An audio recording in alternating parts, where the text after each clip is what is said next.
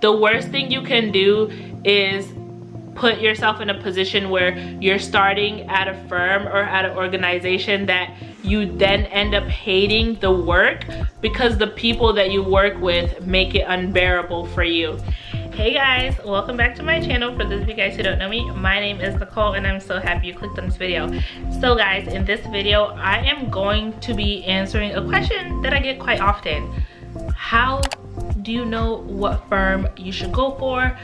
Big Four, mid-tier, which one is better? So in today's video I'm going to be answering that. So if you are interested, make sure you give this video a big thumbs up, and also don't forget to keep on watching. Subscribe to my channel if you haven't already, and I'll give you guys a chance to do that, and then we'll go ahead and get started.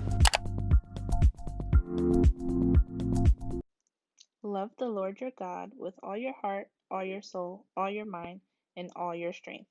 Matthew 22:37-38. So I know a lot of you guys are confused as to which firm you should choose. You don't know if you should start at the Big Four, if you should start at a mid-tier, or if you should even go into public accounting altogether. So I thought I would make this video just to kind of help you guys out as to the thought process and give you guys some insight for someone who has worked both in Big Four and mid-tier. First of all, there is no wrong answer. There's no wrong answer as to which firm to choose. Whether you go the Big Four route or whether you go the mid-tier route, they are both great places for you to begin your accounting career. Learning opportunities are there, and I think you're going to learn equally. Some people say that at mid-tier you learn more than the Big Four, but to be honest, everybody is just different. Every team dynamic is just different. So I think either one will be good. So let me start on touching on Big Four first. The Big Four, if you didn't know, are Deloitte, EY, KPMG, PwC. Those are the Big Four, right? And I think there are a couple of different areas that distinguishes each one. I know Deloitte and I would even say PwC are more consulting heavy, consulting focused, and then you have EY and KPMG, which are more known for audit. But all of them do the same types of functions. I think with the Big Four, it intimidates some people, but if you work for the Big Four, put that on your resume. You are gold. You are set for life. People are going to be looking for you. People are going to want to work with you even beyond your public accounting career, just because you were able to work for the Big Four. It's your golden ticket basically to jumpstart your accounting career. Not saying that Big Four is the only route, but a lot of time it's just the prestige of the name. For Big Four, just be expected to put in the work. Be expected to work the long hours. Be expected to learn a lot. Be expected to feel dumb, feel like you don't know what you're doing. That's perfectly okay. Everybody who's worked at the Big Four can tell you has had a moment where they had no clue what they were doing. And I think this applies to any public accounting firm. And the thing with Big Four is you're working on bigger clients. So bigger clients sometimes tends to mean bigger teams.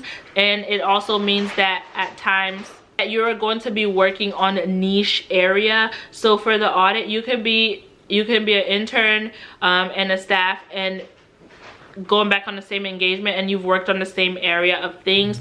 Versus when you go to a mid-tier, your range of work is broader. But for Big Four, be expected to really like have larger name or larger well-known name clients. Another thing with the Big Four is, of course, you are in a big, large organization.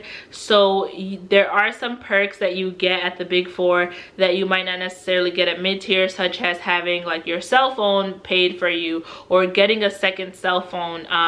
I know that when I worked at the Big Four, one of our perks was we had a reimbursement towards fitness and health, because that was something that was promoted, that they really wanted us to be healthy and fit. So we had some incentives towards that. We had our cell phones paid for.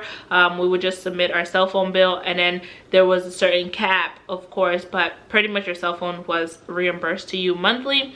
And then just also, I think there was more in terms of different niche organizations that you can get involved in, like different groups. There was more of that. So there, with a bigger organization like the Big Four, you'll find a group for every single thing.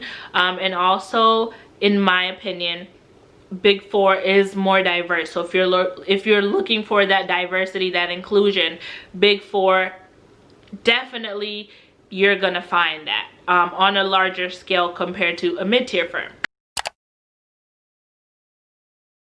And now going into mid-tier firms, for mid-tier firms, get ready to work more so on private engagements. They're not going to be your large SEC filers, so get ready to have those odd engagements that are like year ends 9/30, so have year ends on October 31st. Have ones that are year ends like in August, like just those one-off year ends, because they're private clients. They don't report to the SEC, so audit and accounting standards do differ a little bit, so have to be mindful of that. The hours are not as extensive as Big Four, but you're still going to be putting in hours, especially come busy season. You're going to be putting in like the 55 hours a week, and then when it's non-busy season, you're pretty much working 40-45 hours a week. And then with mid-tier, get ready for like smaller teams. Your teams aren't going to be as big, so you might have more areas that you will be taking on, especially if you're in the audit. You'll be responsible for more areas versus in the Big Four where you wouldn't always. You will probably just have one senior on an engagement versus Big Four where you're having like 2 seniors and sometimes 3 on an engagement. Unless your engagement's really large, then you would probably on a mid-tier have about 2 seniors. Also being mindful of where you are, the location also matters in terms of clients. I know with Big Four, you probably have more opportunity to travel for clients. Of course, now due to COVID, not so much, but you would have more opportunities to travel for clients versus mid-tier where you're not really traveling as much for clients.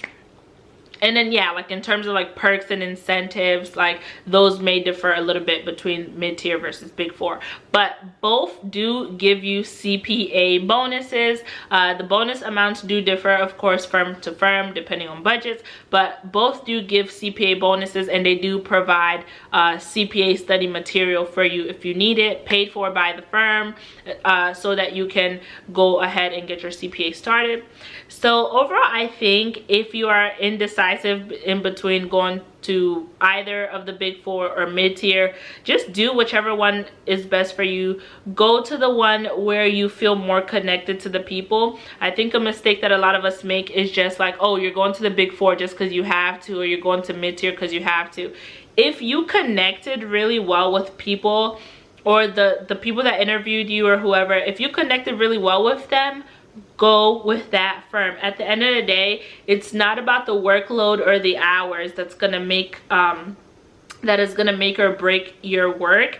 It's the team and the people. If the people have similar interests to you, if the people are easy to get along with, it's going to make it 10 times easier for you to work with them, versus if you can barely hold a conversation with these people and you're expected to work with them, you're gonna have a harder time. So definitely, if you guys are in the interview phase or whatever it may be, really take your time to read the people, ask them questions, follow them on LinkedIn, try to like find out more about them.